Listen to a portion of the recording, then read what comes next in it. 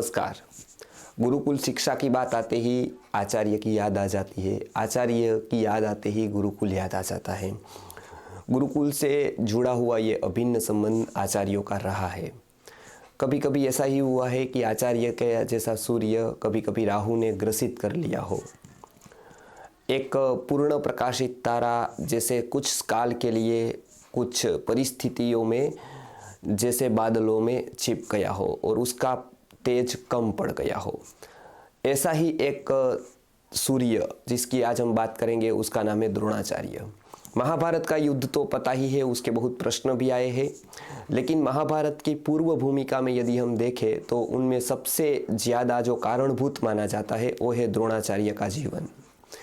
आचार्य द्रोण की घटनाएं जन्म से ही विलक्षण रही, जन्म विलक्षण घटनाओं से पास हुआ, इस द्रोण में से जन्म हुआ, इसका नाम उनका द्रोणाचार्य पड़ा। ये एक असाधारण घटित घटनाओं में से एक है।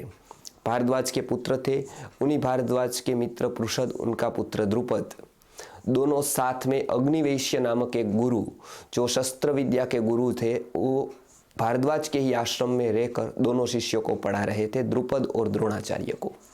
द्रोणाचार्य और द्रुपद दोनों साथ में पढ़ रहे थे। एक था आचार्य का वंशज यानी कि द्रोणाचार्य जो भारद्वाज के पुत्र थे, और दूसरा था वो राजा पृषद का पुत्र यानी कि द्रुपद।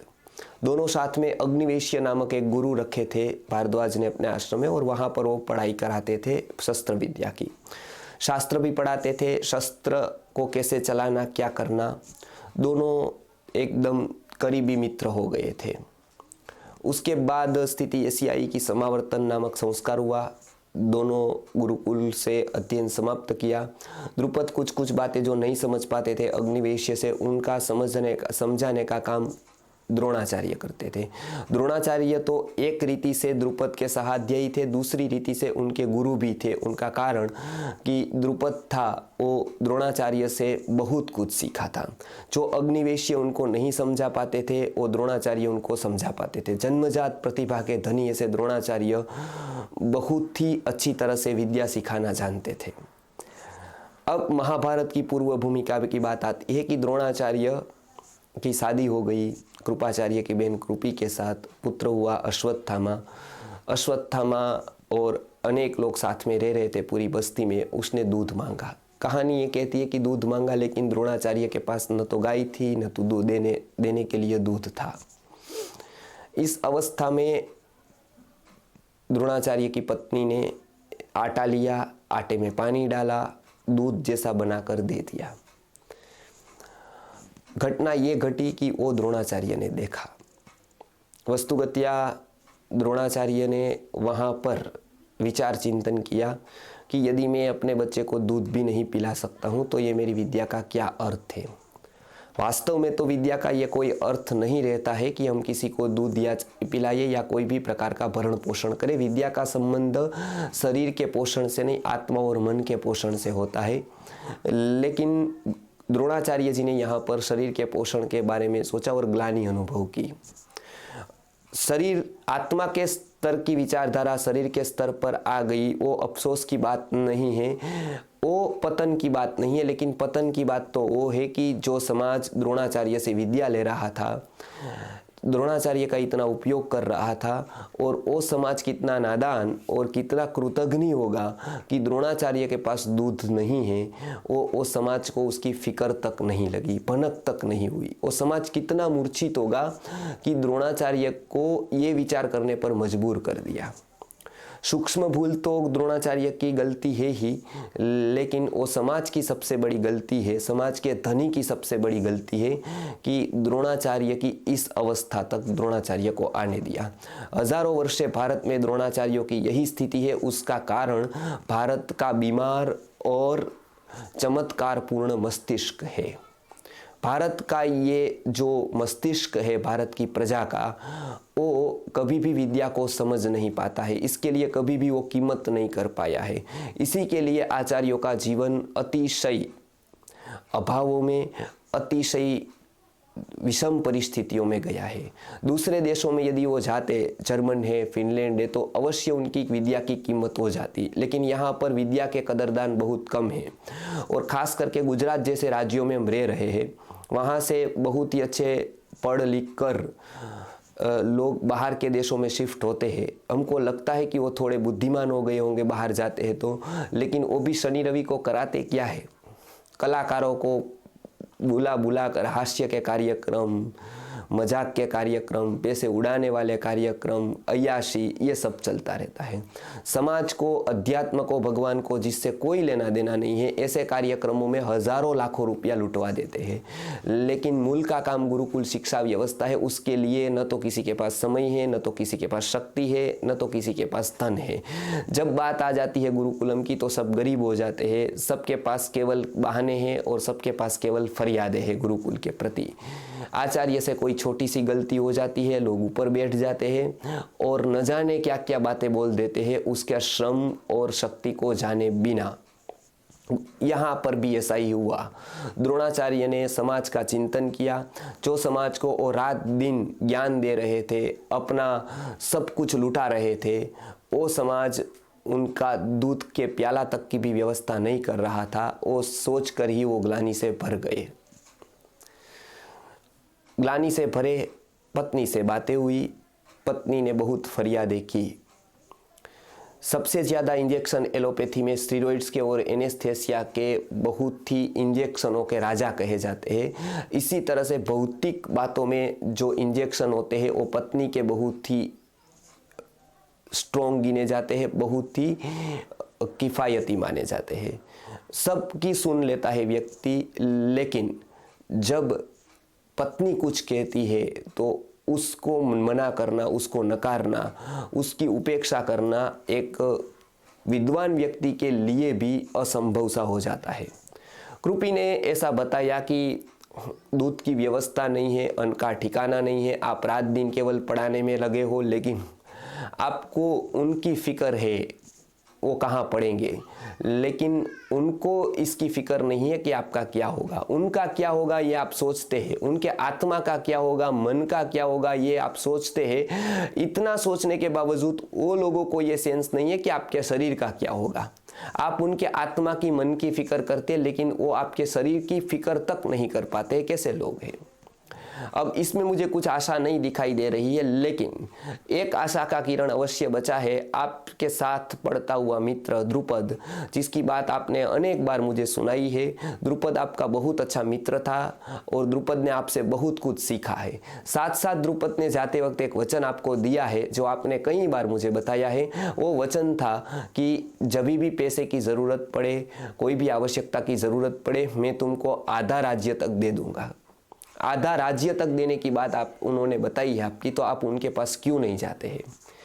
द्रोण खुमारी से भरे हुए थे, अयाचक व्रत था, जो कुदरत व्यवस्था करेगी उसी पर चलाना, ये निजी अपना व्रत रखा था। इसको असीधारा व्रत कहते हैं। यूट्यूब पर बोलने वाले, मांगने वालों की तो कतार लगी है, बाहर फंड, फाड़ा, योजना, ये सब तो की भरमार है, लेकिन सच्चे विद्या का उपासक वो कभी मांगता ही नहीं है, वो कभी हाथ फैलाता नहीं है, वो हमेशा देने वाला ही है। द्रोणाचार्य को यह तत्वज्ञान पता होने पर भी अनेक बार पत्नी ने कहा, और वो वचन याद आ गया द्रुपद का। द्रुपद के पास वो पहली बार गए। पहली बार किसी के पास जाते हुए द्रोणाचार्य के पैर लड़खड़ाए। जो युद्ध में उनके पैर स्तंभ जैसे गिने जाते थे, वो पैर आज लड़खड़ाने लगे थे। क्यों? क्योंकि आज वो कुछ लेने जाते थे। बाकी का समय था जो किसी के पास भी कुछ लेने जाने का अवसर नहीं हुआ था। जब व्यक्ति को कुछ लेने जाने का अवसर आता है और वो व्यक्ति यदि गौरवान्वित है, वो व्यक्ति यदि अयाचक है, तो अवश्य उसको ग्लानि होती है अंदर से। इसके लिए ये स्तर तक विद्वान ना है, इसके लिए समाज को जागना चाहिए, उसके ऊपर सोचना चाहिए। लेकिन समाज को उसके ऊपर सोचने की न तो फिक्र है, न तो समय है। लड़खड़ाते पैर के साथ द्रोणाचार्य गए द्रुपद के पास, बातचीत हुई। द्रोणाचार्य ने जब प्रयोजन बताया, उन्होंने बताया कि आचार्य किस प्रयोजन से आपका आना हुआ। जब व्यक्ति के पास सत्ता या पैसा आ जाता है तब उसके कपड़े नहीं बदलते हैं, कपड़े तो बदलते ही बदलते हैं, वेश तो बदलता ही है, पहरवेश बदल जाता है, लेकिन उसका आवेश भी बदल जाता है। जहाँ तक वेश बदले वहाँ तक तो कोई तकलीफ नहीं है, लेकिन आवेश बदल जाए तब तकलीफ शुरू होती है। अब वो पैसा बाहर की चीज़ नहीं रही थी, द्रुपद के लिए वो एक अंतर्धन बन गया था। बाहर का धन की इफेक्ट जब अंदर आने लगे तब वो धन नुकसान देने की शुरुआत कर देता है। बाहर का धन जब तक बाहर रहे, तिजोरी में रहे, बाहर बैंक में रहे, बाहर कोई जगह पर सुरक्षित रहे तब तक ठीक है। जब वही पैसा अपने अंतर का मालिक बन जाता है, मन पर सवार हो जाता है, तब तक व्यक्ति को निकम्मा कर देता है। द्रुपद के साथ भी ऐसी ही घटना हुई और रोष, वो बात करने का ढंग, आचार्य जी पहचान गए कि पैसे और सत्ता की पूरी असर द्रुपद पर आ गई है। ये जो राहु है सत्ता और संपत्ति का, उसने ग्रसित कर लिया है द्रुपद को। द्रुपद की भाषा धीरे धीरे कठोर होती गई। उन्होंने बताया कि वो सब बचपन की बचकानी बातें थी, ऐसे कोई आधा राज्य देता नहीं है, ऐसे कुछ दिया नहीं जाता है, और आपके जैसे विद्वानों को तो मांगना ही नहीं चाहिए। शास्त्रों में आपके लिए अयाचकता और आपके लिए स्वतंत्रता बताई गई है, आपके लिए स्वाधीनता बताई गई है। आप पराधीन हो जाओगे, आप किसी के मांगोगे तो कैसा लगोगे। जब पर का उपदेश आता है ना, तब सब पंडित हो जाते हैं। दूसरों को यदि विद्वानों के बारे में कहना है तो हमको भी यूट्यूब में कमेंट भर भर के लिखते हैं कि हमको क्या करना चाहिए, क्योंकि धनिक को एक बहुत अच्छी लगती है, वो है सलाह, वो भी देनी लगती है अच्छी, लेनी नहीं लगती है। द्रुपद को बताया गया, द्रोणाचार्य को बताया गया कि आपके लिए शास्त्रों में ये लिखा है। द्रोणाचार्य रह न पाए, गुस्से हो गए और उन्होंने ये बताया कि आप मुझे शास्त्र की बात बता रहे हो, याद करो पंक्ति आप पढ़ नहीं पाते थे अग्निवेश्य की, तब मेरी सहायता लेते थे कि आचार्य जी ये पंक्ति मुझे पढ़ा दीजिए, मैं निर्बुद्ध हूँ, मैं कुछ समझ नहीं पाता हूँ, यदि आप नहीं है तो मैं गुरुकुल में रह नहीं पाऊंगा, क्योंकि अग्निवेश्य जी जो पढ़ा रहे हैं वो मैं समझ नहीं पा रहा हूँ, ये पंक्ति में क्या कहा गया है।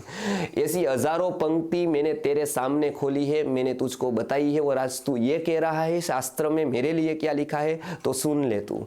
शास्त्र में मेरे लिए ये लिखा है स्वाधीनता की बात, मेरे लिए स्वतंत्रता की बात लिखी है, लेकिन ये भी तू मत भूल, मैंने तुझको जो दिया है वो मैंने जन्मों से तप करके पाया है, तप करके मैंने ये सब पाया है, किसी ने मुझे गिफ्ट में नहीं दे दिया है, मैंने अपना तप किया है, अपनी प्रतिभा को अर्जित किया है, ये मेरी जन्मांतर की कमाई है। वो जन्मांतर की कमाई का जो बोध था वो मैंने तुझे दिया है, और तुझसे जो मैं मांगता हूं वो इस जन्म का मांगता हूं। तूने जो कमाई की है वो तेरी नहीं है, वो तेरे पिता ने बैठे बैठा राज्य तुझे दिया है, और तेरी जो कमाई है वो इस जन्म की है।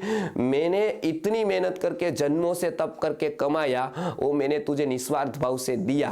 तूने मुझे वचन दिया और वो वचन के लिए मैं तेरे पास आया हूं। मैं तुझे तो भी बता रहा हूं कि ये तूने मुझे वचन दिया था, मैंने तुझे बाध्य नहीं किया था वचन देने को, और वो ऋण मेरा तेरे पर है, मैंने तेरे ऊपर उपकार किया है, इसके लिए मैं याद दिलाता हूं। तेरे पास आज कुछ देने जैसा है जिसकी मुझे आवश्यकता है।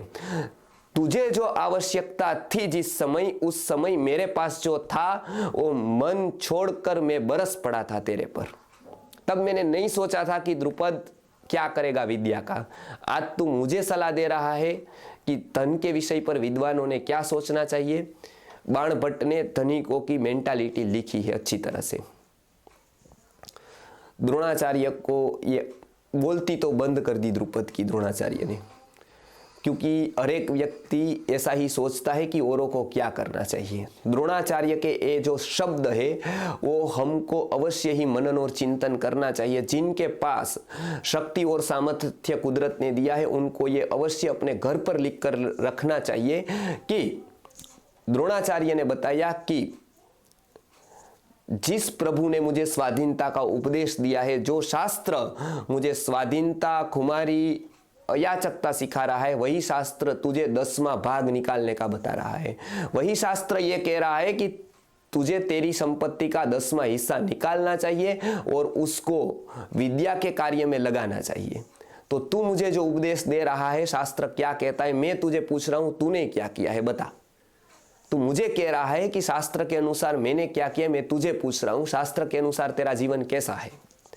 द्रुपद न बोल पाया, क्रोधी हो गया और अंत में क्रोधी व्यक्ति मान मर्यादा भूल जाता है। बता दिया कि कभी जितनी भी बातें हैं सभी बातें अर्थ है तो अच्छी लगती है, पैसा है तब सब कुछ अच्छा है। पैसे बिना का व्यक्ति का कितना भी बड़ा उपदेश कोई कारणभूत नहीं है, कोई असर नहीं करता है। इतना सुनते ही द्रोणाचार्य को लगा कि अब ये मर्यादा को लांघ गया है, अब इसके आत्मा तक पैसा पहुंच गया है, ये सत्ता उसके आत्मा तक पहुंच गई है। तो उसने बताया कि अब तुझे यदि सत्ता का और संपत्ति का यदि घमंड है तो याद रख द्रोणाचार्य, अब मैं तो नहीं आऊँगा, मैं तुझे हराऊँ, वो कहीं ना कहीं तेरे जैसे लोगों के साथ मेरी लड़ाई वो मुझे नीचे ले आएगी, लेकिन याद रखना मेरा शिष्य तुझे हरा देगा। ये बात बताकर द्रोणाचार्य जी चल पड़ते हैं। अब विचार आवेगपूर्ण हो जाते हैं। अवश्य ही द्रोणाचार्य ने द्रुपद को सुना दी, वो बातें बिल्कुल सत्य थी, बिल्कुल शास्त्र सम्मत थी, लेकिन द्रोणाचार्य के मन में अब जो चल रहा था वो शास्त्र सम्मत नहीं था। क्या थी वो बातें जो द्रोणाचार्य के मन में चल रही थी, वो हम अगले वीडियो में देखेंगे। नमस्कार।